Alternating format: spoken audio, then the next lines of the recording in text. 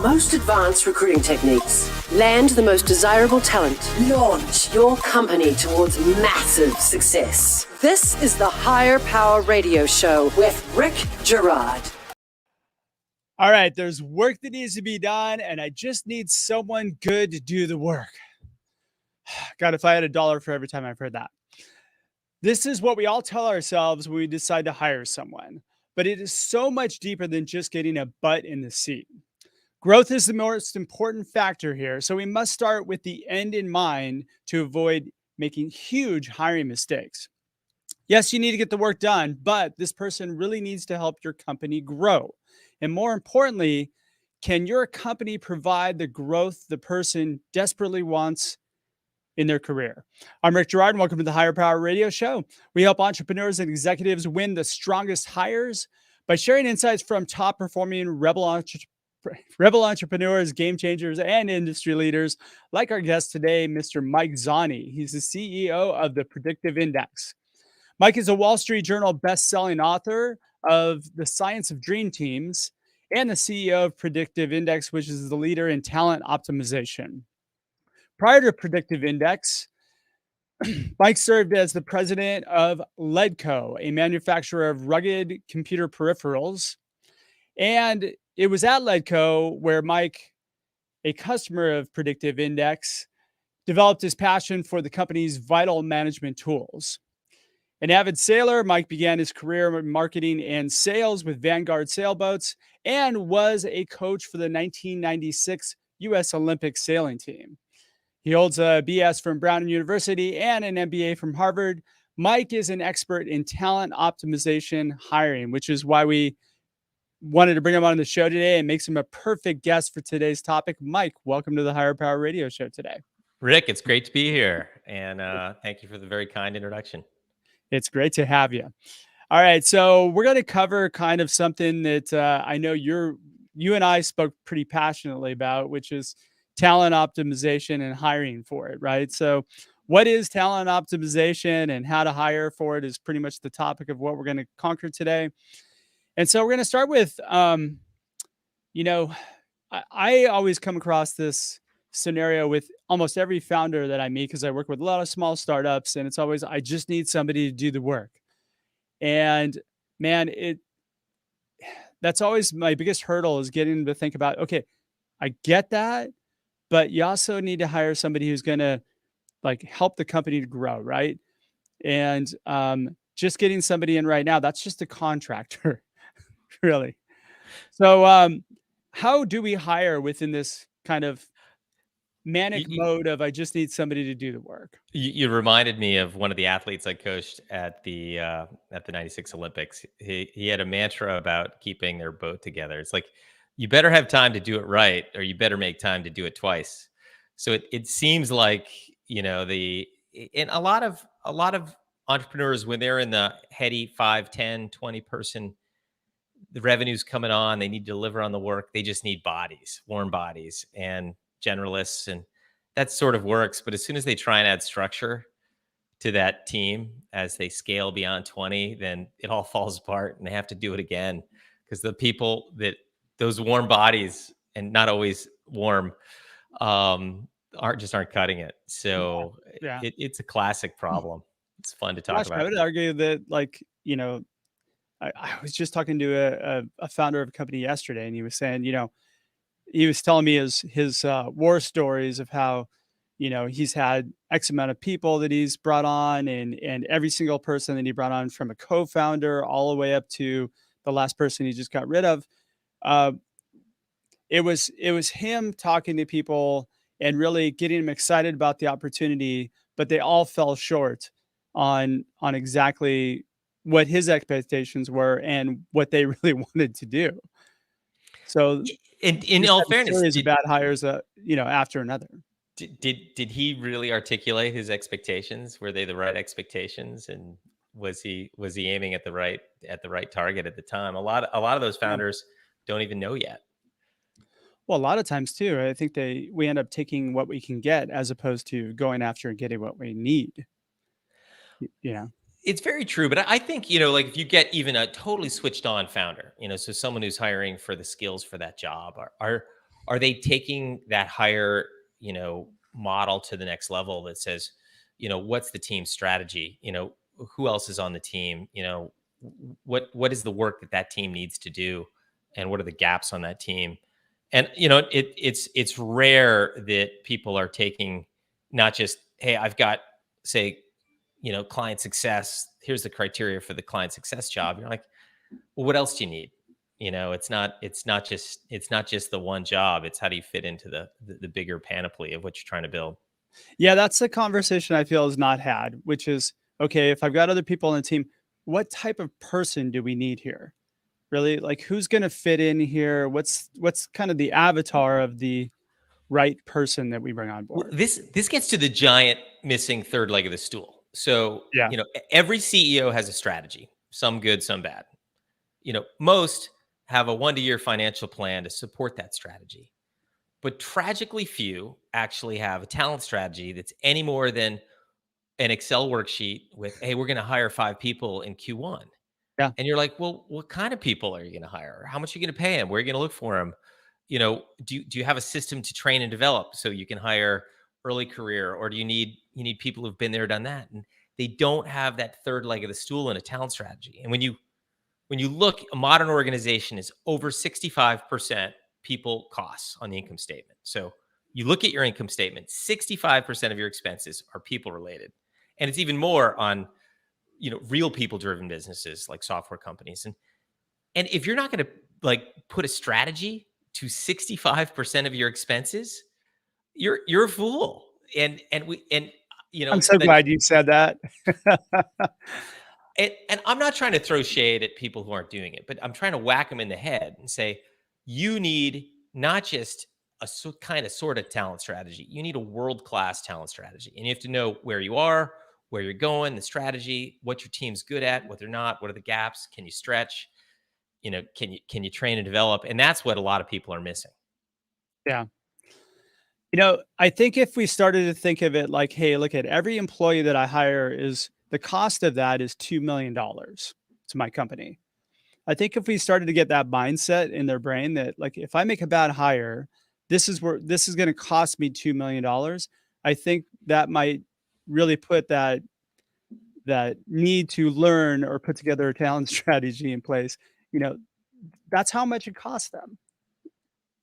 Certainly for mission critical jobs, you're hiring, head of sales, you're hiring head of product development, depending on the product, head of technology. You get those wrong, you're right. Those numbers are 6 figures and north. Yeah. And some people try and put, you know, safety nets in place. People are talking about, you know, uh, hire fast, fire faster, or some articulation like that. And I think in Europe they have this really great process. Companies like Germany, they have closer to lifetime employment. You hire someone, you keep them for over 6 months. You have a responsibility for them for what is a long time. So Yeah. that they do this hard gating. They're like, at 5.9 months, you're like, do we want this person? Would we hire them again? If the answer is no, they get them out of here so that they don't make that $2 million mistake. They have some of those safety nets, and I Oh, think we lost your companies. audio, We Mike. lost audio.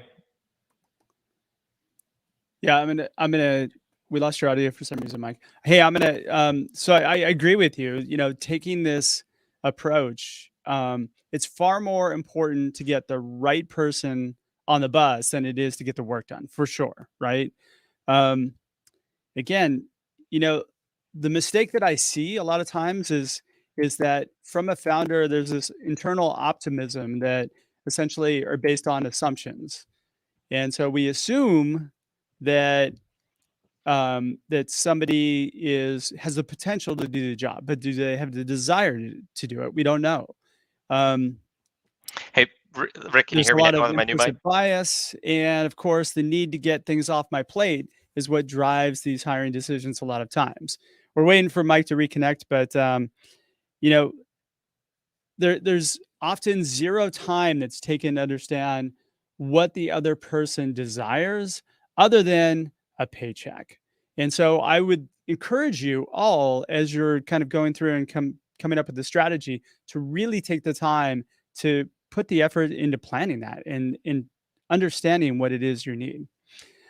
All right, you're listening to the Higher Power Radio Show. I'm your host, Rick Girard. And for our podcast listeners, we're going to take a quick educational moment from our sponsors. Hey, check out stridesearch.com. There you'll find a link to order your copy of Healing Career Wounds, which is your startup secret weapon to winning the strongest hires. Our guest today is Mike Zani. He's the CEO of the Predictive Index, and we're discussing really how to hire for optimizing your talent. And this is something that you really need to start planning and doing, before you even make a hire or interview anybody. All right. So, Mike, did we get you back? We got audio? Hope so. Am I back? Oh, still no audio for some reason. I'm going to keep talking. If you can kind of log out and log back in, that would be great. All right. So, Rick, can you hear me? Check. Can you hear me now? all right. So, we'll be right back in a second. We'll be right back in a quick second. Guys, you can't hear me? Nothing? Done? Nothing?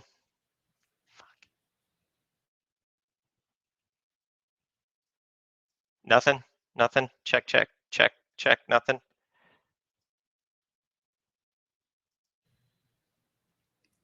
Check, check, check, check. Mike, can you hear me now? I can hear you. Can you hear me? I can hear you. I can't hear. I mean, check. You can hear me, but I can't hear you still. I can. All right, Mike's working on the. Brian's working on the board. I can't hear Brian either. Mike, do you want to try and just I left and came back already once. You want me to do that again? That didn't help. I can leave again. Just let me know. All right, ladies and gentlemen, we're having a quick technical difficulty. We lost Mike's audio. So we're just going to give it a second to have him relog, and then we'll be right back. If you guys want, I'll sing. I can sing something nice for you. Nobody's requesting any songs on the audio, so I'm gonna not sing.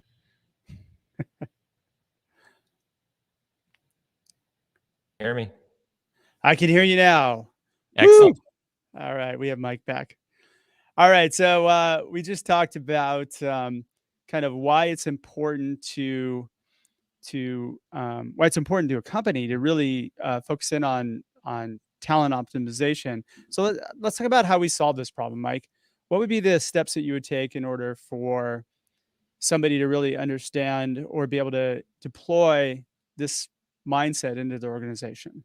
Well, I mean, talent optimization is a new discipline that we've got to get people to change the way they think about talent in their organization. Most people are very old school. It's an afterthought. I talked to a CEO. The first question I asked them, who's the highest ranking person on your talent side of the business? And you learn something. How do they refer to talent? It's like, oh yeah, we've got a director of HR. Where do they report to? Oh, they report to the CFO. You're like, you're not taking this seriously. Like, if we were a sports team, the two most important people you hire when you own a sports team, the manager who manages day to day, but also the head of player operations, who's recruiting the talent.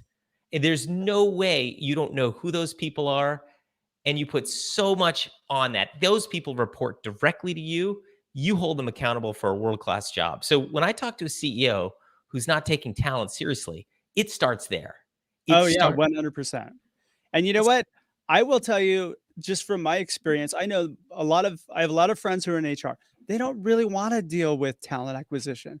They want to do their HR work, and it gets kind of shoved off to them, and they're the person who's responsible for it. But what's interesting here is, the CEO knows some critical things. Do you have great gross margins? Can you pay a ton of money? Are you in healthcare? Are you in software? You got amazing gross margins, growing like crazy, and you can afford the best and the brightest.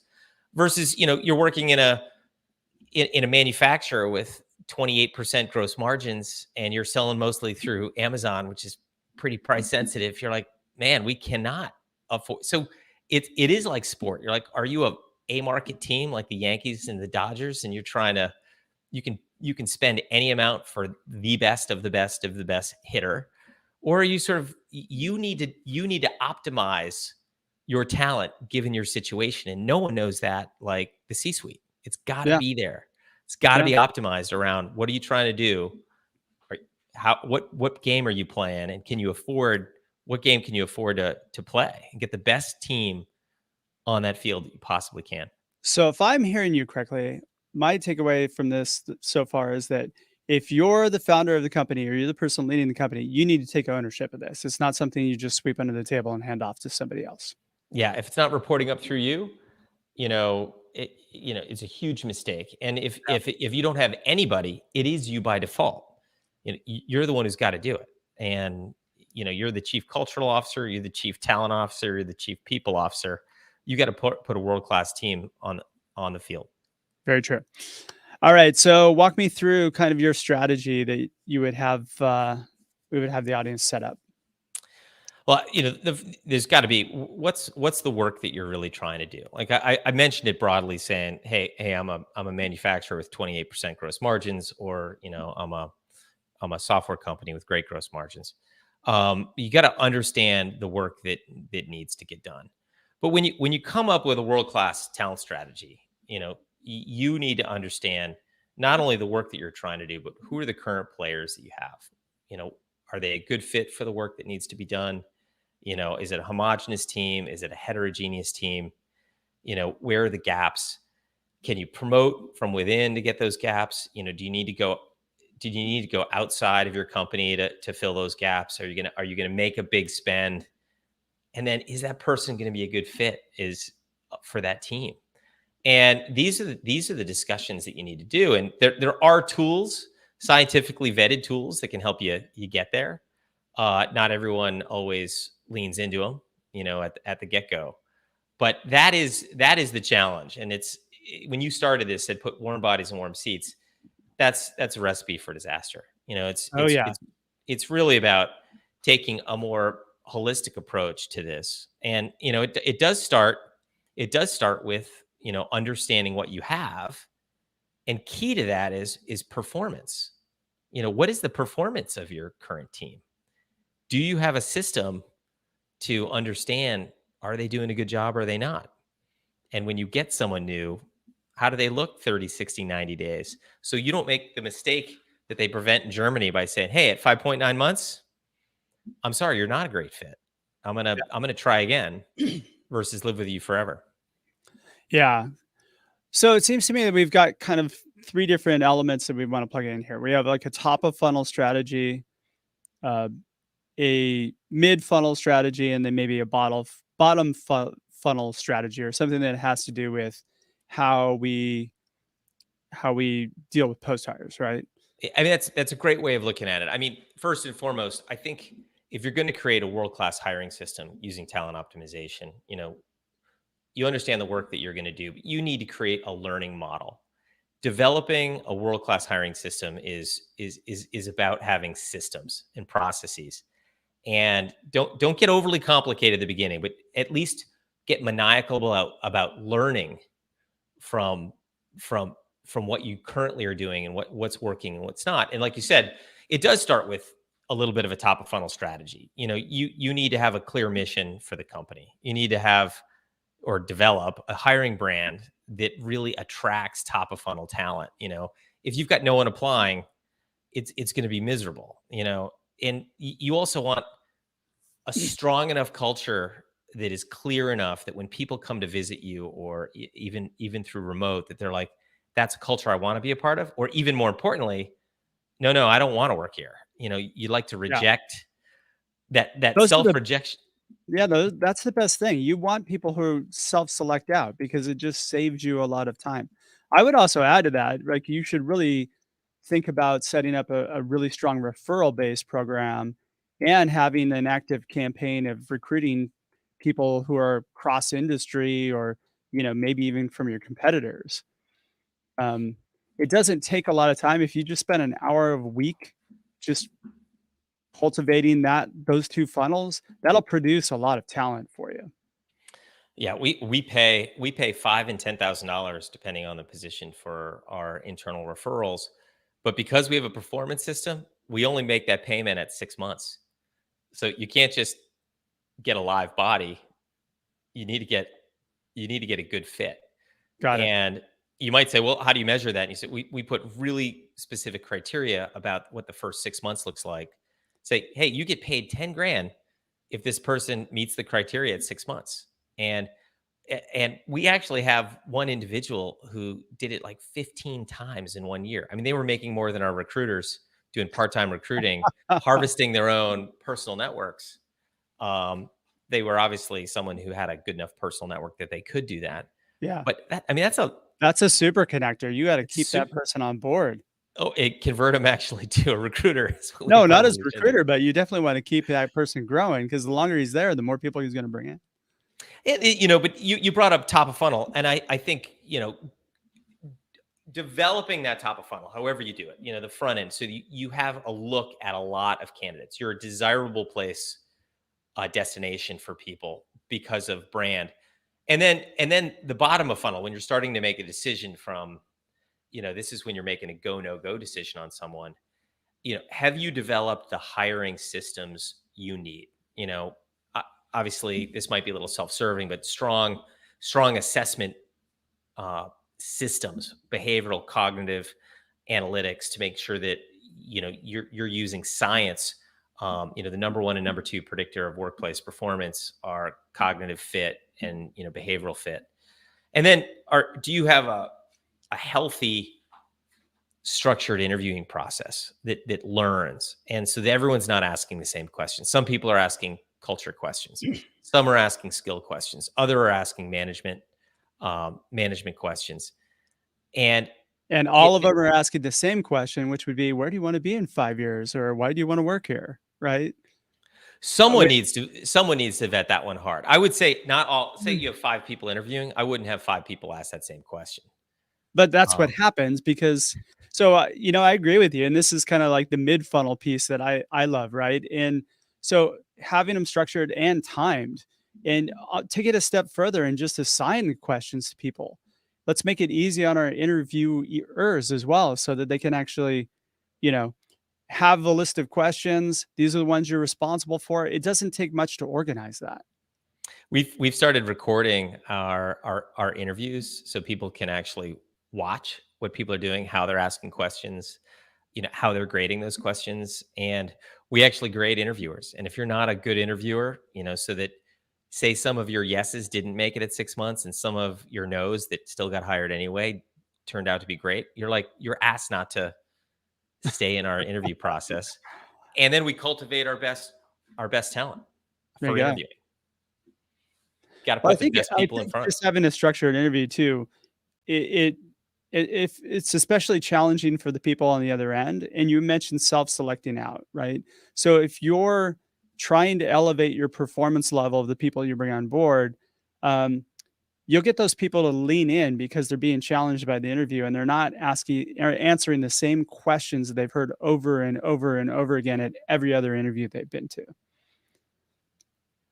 Yeah, it's actually great when someone bows out of the process, saves you some time. It might sting if they were really your best person. But I will say that when you have 3 or 4 candidates who are all dying to work for you because you've done a nice job and they all want to lean in, because that's when you're top of funnel and you're, as you call it, mid funnel, but you get to the bottom, you make that offer that it's really working.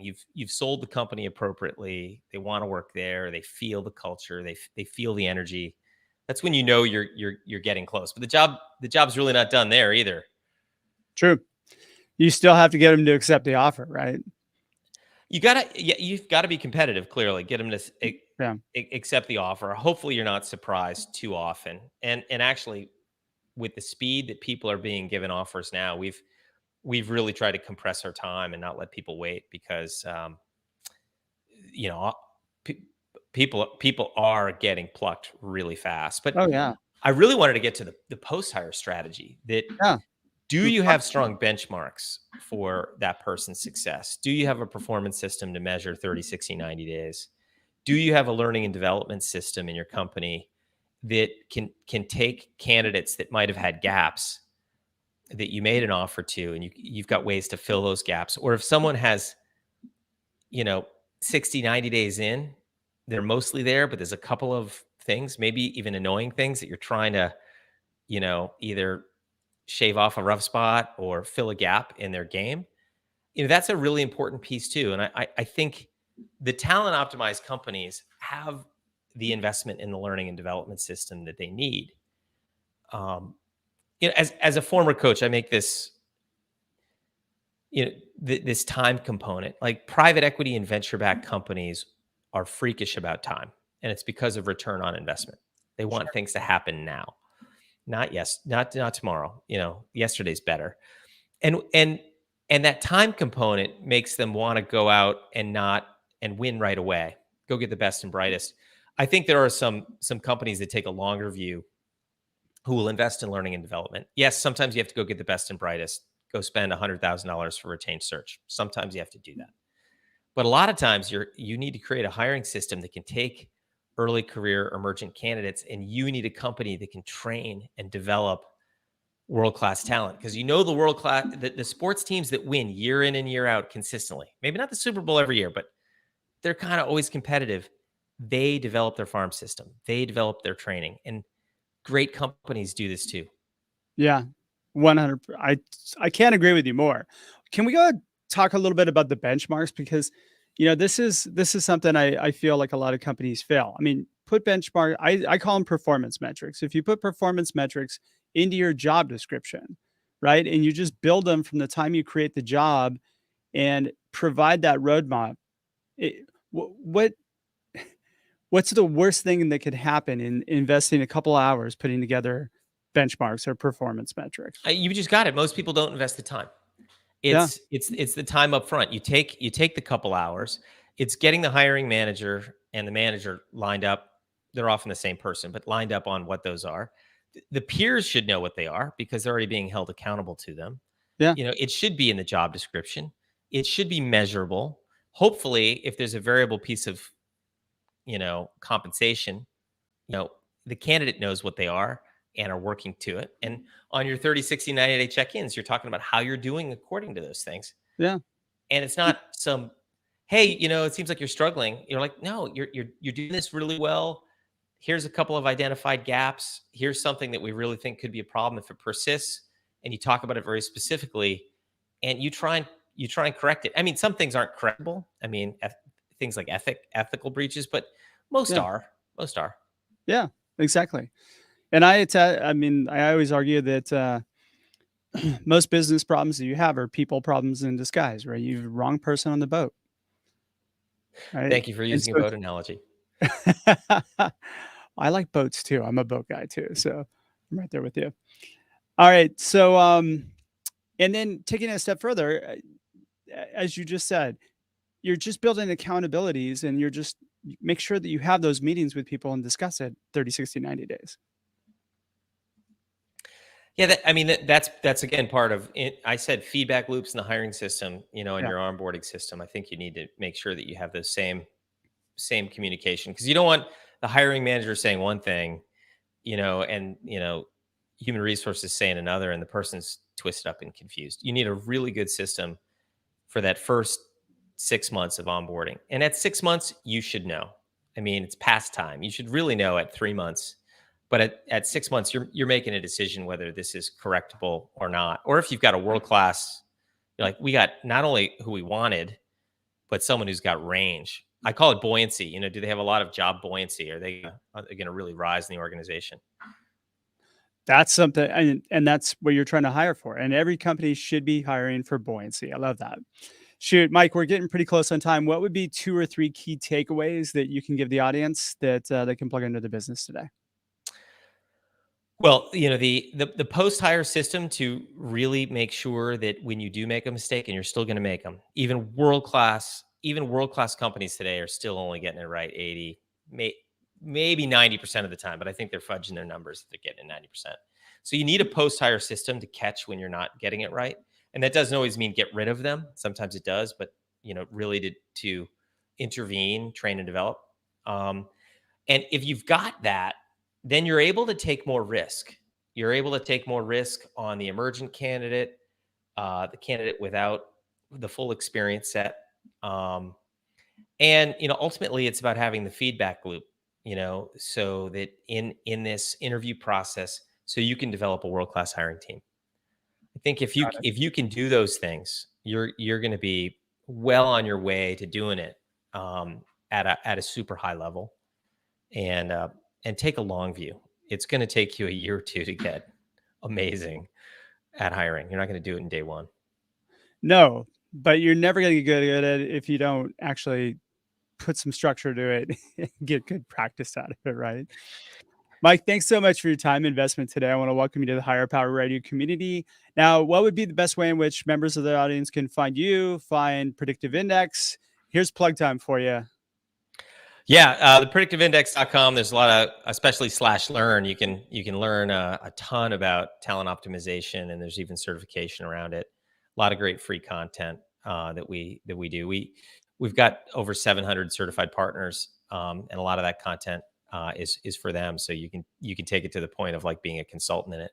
And for me personally, the Science of Dream Teams, dreamteams.io is the book's website. You can read a sample chapter, take some assessments if you'd like, snack on the book, see if you actually want to invest in either the audiobook or the hard copy. But there's a chapter on hiring where maybe I go a little slower than we did here, and we didn't have the audio problems.